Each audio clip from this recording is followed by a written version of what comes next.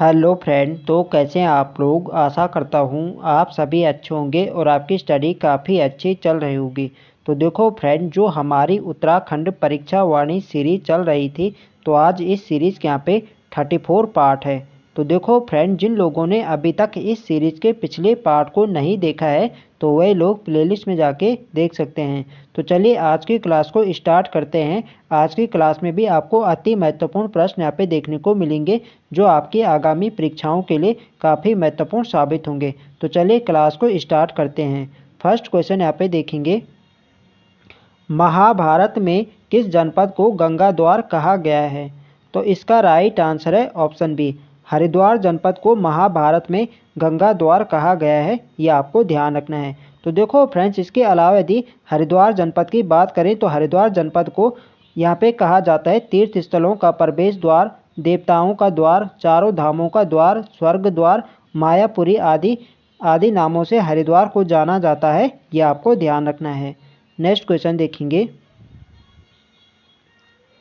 बिरथी जलप्रपात किस जनपद में स्थित है।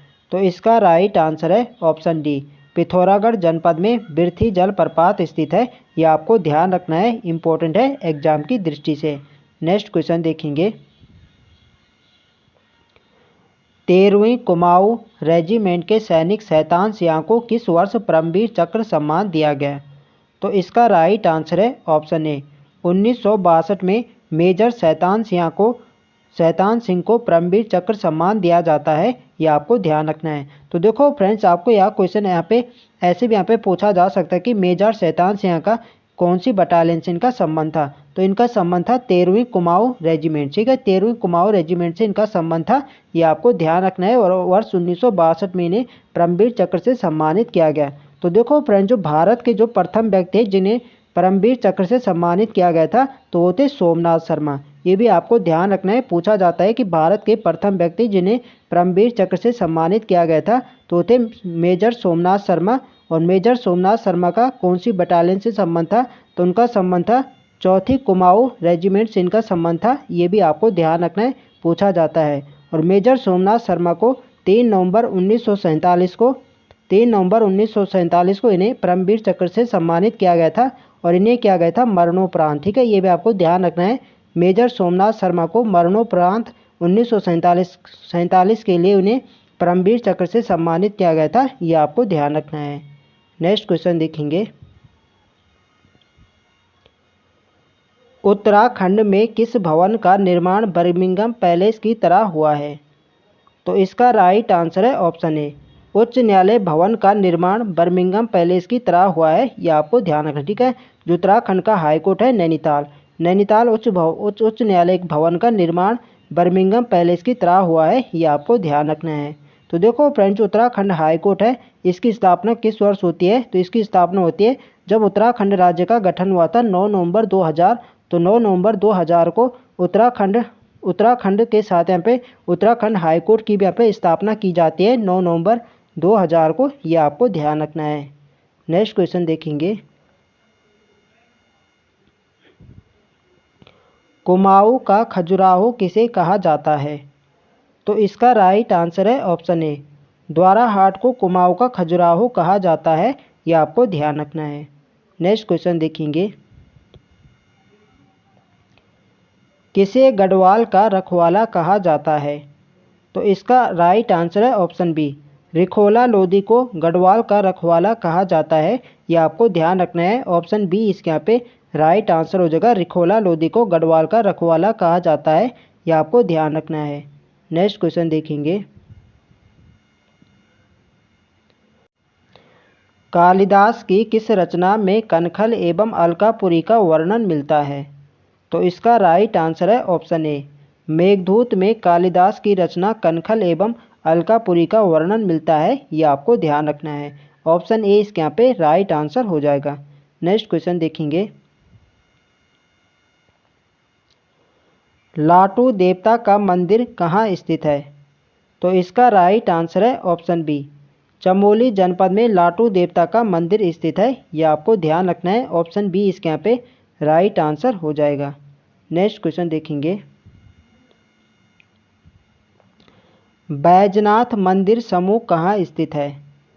तो इसका राइट आंसर है ऑप्शन ए, बागेश्वर में बैजनाथ मंदिर समूह स्थित है। यह आपको ध्यान रखना है। ऑप्शन ए इसके यहाँ पे राइट आंसर हो जाएगा, बागेश्वर में बैजनाथ मंदिर समूह स्थित है। नेक्स्ट क्वेश्चन देखेंगे, देवराना मेला किस जनपद में लगता है? तो देखो फ्रेंड, जो देवराना का मेला है ये लगता है उत्तरकाशी जनपद में। ऑप्शन ए इसके यहाँ पे राइट आंसर हो जाएगा, उत्तरकाशी जनपद में लगता है देवराना का मेला। ये आपको ध्यान रखना है। नेक्स्ट क्वेश्चन देखेंगे,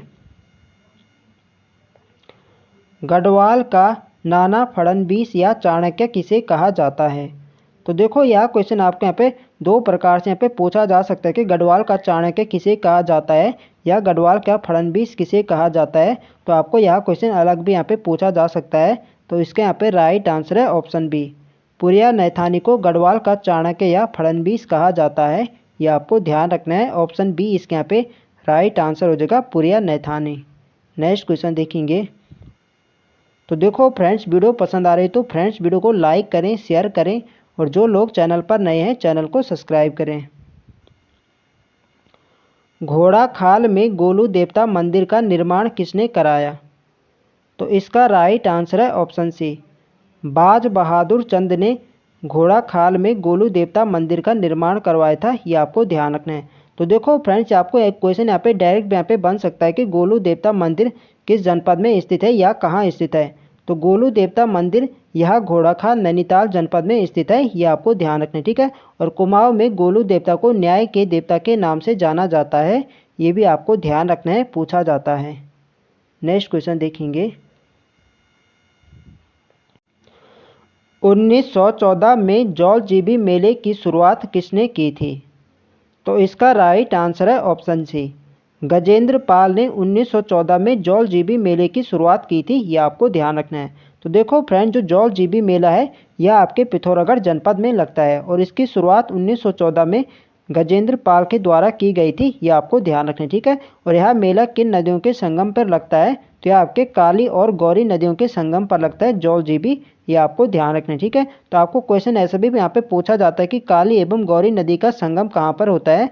तो जौल जीबी नामक स्थान पर काली एवं गौरी नदियों का संगम होता है। ये भी आपको ध्यान रखना है, ठीक है। और इसी स्थान पर लगता है जौल जीबी मेला पिथौरागढ़ में। ये आपको ध्यान रखना है। नेक्स्ट क्वेश्चन देखेंगे, गढ़वाली बोली का प्रथम नाटक है।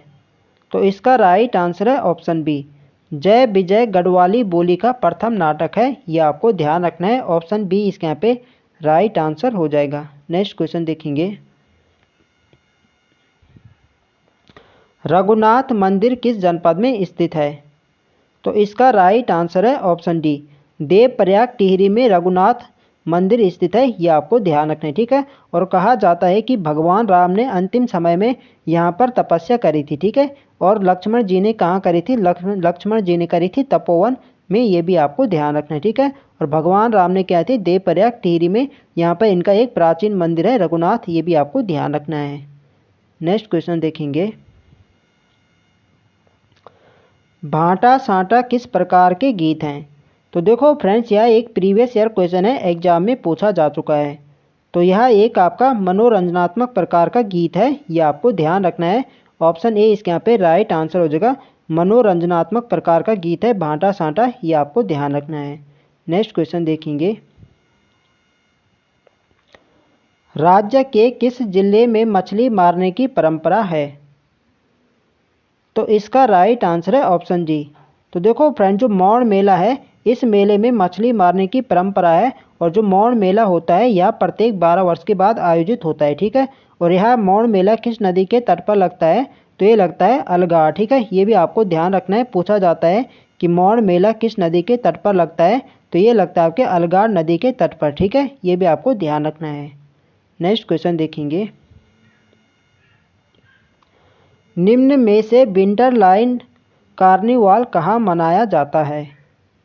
तो इसका राइट आंसर है ऑप्शन सी, मसूरी में। मसूरी में विंटरलाइन कार्निवाल मनाया जाता है। ये आपको ध्यान रखना है।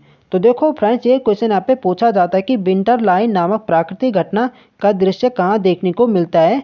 तो ये देखने को मिलता है मसूरी में, ठीक है। और इसी के उपलक्ष्य में यहाँ पे विंटर लाइन कार्निवाल यहाँ पे मनाया जाता है, ये आपको ध्यान रखना है, ठीक है।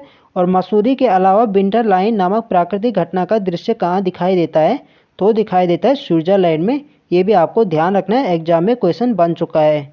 और विंटर लाइन नामक प्राकृतिक घटना का दृश्य किस समय देखने को मिलता है, तो ये देखने को मिलता है दिसंबर और जनवरी के महीने। दिसंबर और जनवरी के महीने मसूरी में विंटर लाइन नामक प्राकृतिक घटना का दृश्य दिखाई देता है, ये आपको ध्यान रखना है। नेक्स्ट क्वेश्चन देखेंगे। इलाहाबाद उच्च न्यायालय में नियुक्त होने वाले प्रथम उत्तराखंडी थे, तो इसका राइट आंसर है ऑप्शन ए। तो देखो फ्रेंड्स, जो इलाहाबाद हाईकोर्ट है तो इसमें नियुक्त होने वाले जो उत्तराखंड के प्रथम व्यक्ति थे ये थे तारादत्त उनियाल, ये आपको ध्यान रखना है। ऑप्शन ए इसके यहाँ पे राइट आंसर हो जाएगा। नेक्स्ट क्वेश्चन देखेंगे। केदार खंड में किस नदी को क्षीरधारा कहा गया है, तो इसका राइट आंसर है ऑप्शन डी, मंदाकिनी नदी को केदार खंड में क्षीरधारा कहा गया है, ये आपको ध्यान रखना है। तो देखो फ्रेंड, जो मंदाकिनी नदी है ये निकलते है केदारनाथ, जो यहाँ पे चौराबाड़ी ग्लेशियर है, चौराबाड़ी ग्लेशियर से निकलती है मंदाकिनी नदी, ठीक है। और यह अलकनंदा की सहायक नदी है, अलकनंदा से ये मिलते हैं रुद्रप्रयाग में, ठीक है। ये भी आपको ध्यान रखना है, पूछा जाता है मंदाकिनी एवं अलकनंदा नदी का संगम होता है, तो इन दोनों नदियों का संगम होता है रुद्रप्रयाग में, ये आपको ध्यान रखना है। नेक्स्ट क्वेश्चन देखेंगे। किस ताल के समीप पर्यटकों को राजहंस देखने को मिलते हैं, तो इसका राइट आंसर है ऑप्शन बी, मंसूर ताल। मंसूर ताल के समीप पर्यटकों को राजहंस देखने को यहाँ पे मिले थे, ये आपको ध्यान रखना है। और मंसूर ताल आपके किस जनपद में है, तो आपके टिहरी जनपद में है, ये भी आपको ध्यान रखना है। डायरेक्ट यहाँ पे क्वेश्चन बनेगी कि मंसूर ताल किस जनपद में है, तो यह आपके टिहरी जनपद में है, ये आपको ध्यान रखना है। नेक्स्ट क्वेश्चन देखेंगे। भीमताल किस जनपद में स्थित है, तो इसका राइट आंसर है ऑप्शन बी, नैनीताल जनपद में भीमताल झील स्थित है, यह आपको ध्यान रखना है।